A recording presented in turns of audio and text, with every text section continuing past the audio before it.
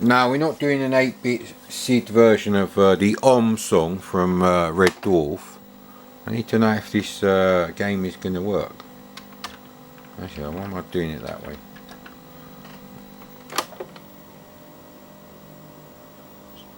So it's been a while since we've done any live tape testing, and I've got a game that I need to read the instructions on.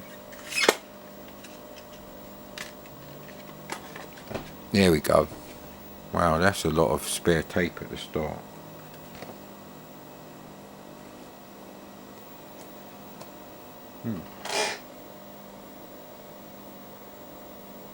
That sounds good.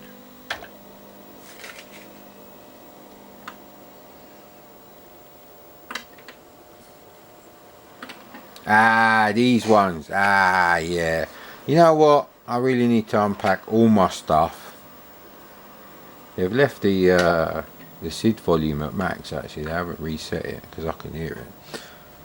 But yeah, I think for maximum nostalgia value, potential memory recovery efficiency, I think we need the tapes, and we need to load the games at least for the first 1 or 2 times from tape, read the instructions, hold the smelly piss stained, label glue stained cassettes.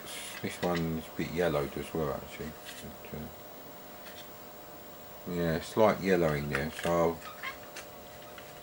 yeah. Fuck me, that was quick. Okay, this tape was like in the middle. That is one hell of a quick loading game.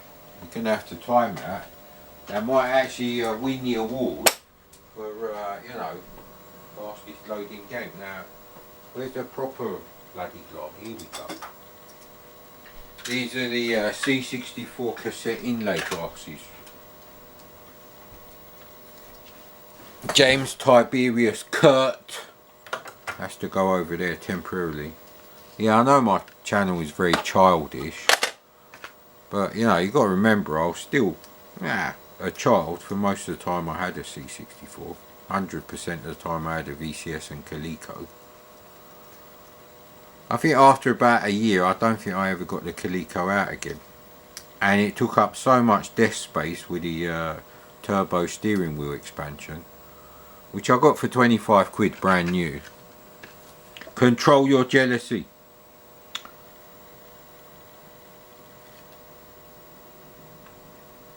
Okay, I don't like it when they leave the cassette motor on, actually. I might actually, but this could damage the C64 if you're not careful. There we go. Wouldn't have given a shit back then, but now, you know, cassette motors in good nick. They're hard to find, actually. And don't bother with those brand new data sets that some prick who doesn't even reply to eBay messages has been pushing out for the last 5-10 years. They're not Commodore standard, as David Ward would say. By the year 8878 AD, exploration had become a thing of the past. And if you're calling it AD, is it still called AD? Because AD, isn't that Latin for after Christ? All they've done is change BC to BCE, before Christ event, and it should really be changed to bullshit. Because if you believe that shit, mate, I can't help you. I really can't. Right, map screen. To choose a direction, move the blinking pointer with a joystick.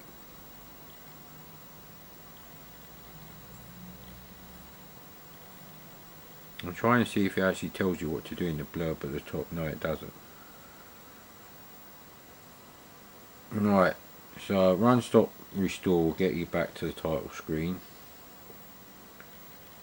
And on the map screen, read that. Red areas are high in radiation, yellow are moderate, and green are low. Right, okay, that's good to know. As you uncover more of the map, bases, white ovals, and stations, blackened squares will appear. These are where you deposit your artifacts. What fucking artifacts? You begin with 1 leaper and 4 in reserve. Right, okay. Pairs of arrows below the map point the way to extra leapers.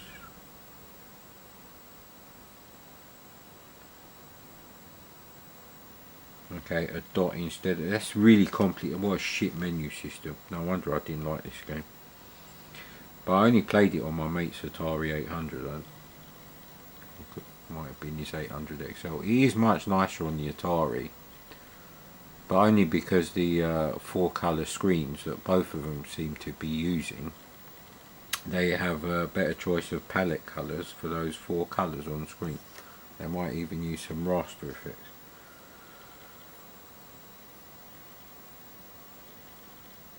Yeah, I know that radiation is at the bottom of the screen. When levels go too high, you lose a leaper. Destroy the small hovering crystals to reach it. Right. What hovering crystals? I'm trying to look at the screen while I'm reading these, and that's not going to work because I don't have bifocals. Because I didn't need 2 different types of glasses back then. Of course, joystick port 1, this early game. Look here. Actually, right, how'd you get on the map screen? Right, it's F1. Right, okay.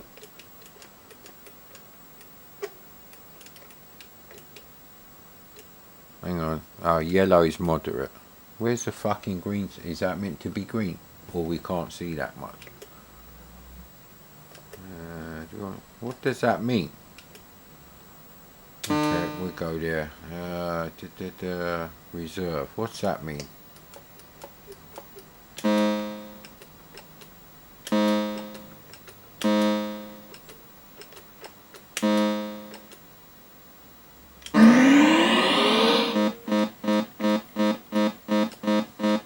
The hovering crystals, that's what we're going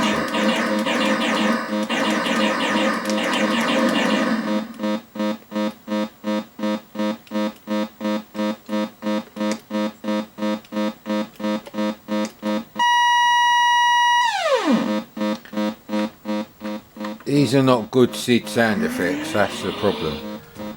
So this game should have been much more like the Atari version, but it isn't, because Activision were not very good coders. Ghostbusters is quite a simple game.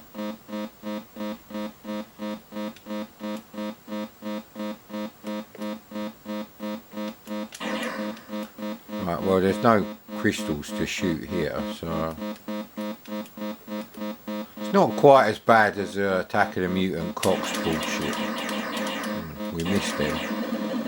Yes, it's quite important to get the radiation crystals actually.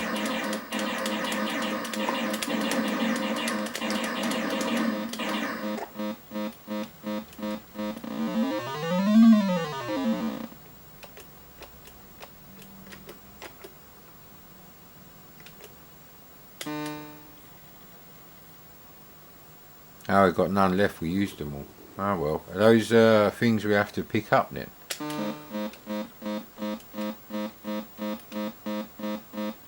So yeah, you know, it's not a bad game, it's just a bit embarrassing for the C64, because Activision, well, they should have known what the fuck they were doing. Really?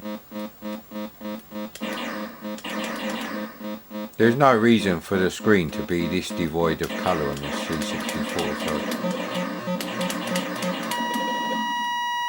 See, I don't know what is a thing that you can pick up to add later and what isn't, or if I'm making a mistake, so. The instructions are not really that well done, but this is a Mastertronic re-release, so.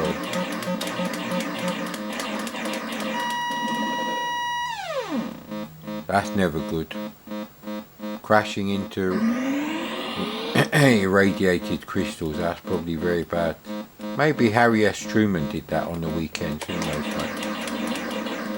Oh crap. So jumping and accelerating are the same fucking control, which is a bit dumb. So that's something the Atari version suffers from. Now if I had this game on the Atari, I would actually play it on the Atari and record it and all that bullshit. So yeah, it could have been much better. If you look at something like Alley Cat, it's nowhere near as bad as this. So what is that thing there then?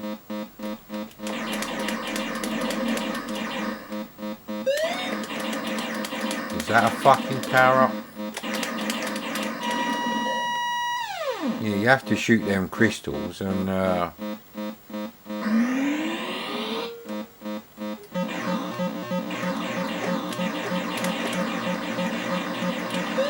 so they should have done something different really.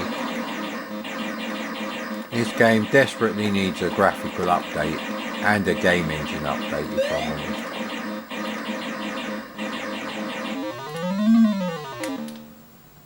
What?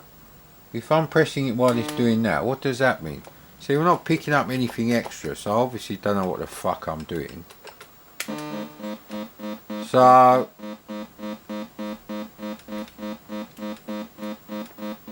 I'm going to have to watch a video on what you're supposed to do, really. See, I don't like the fact that it jumps when you accelerate. So perhaps if you're... right, the controls really need sorting out. That's all there is to be said about it.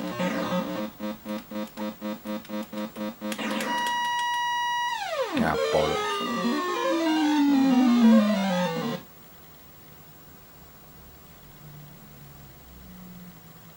It is quite an early game, and like most early games, it is an Atari port job. And if you do that, you really don't make the best of the extra features of the C64, which is, you know, really, even in 1984, you had rasters. I mean, there are games that have got raster splits up the yin-yang, so a simple, you know, poke to the 53281 register to change the background colour while things scroll down, it's not really difficult.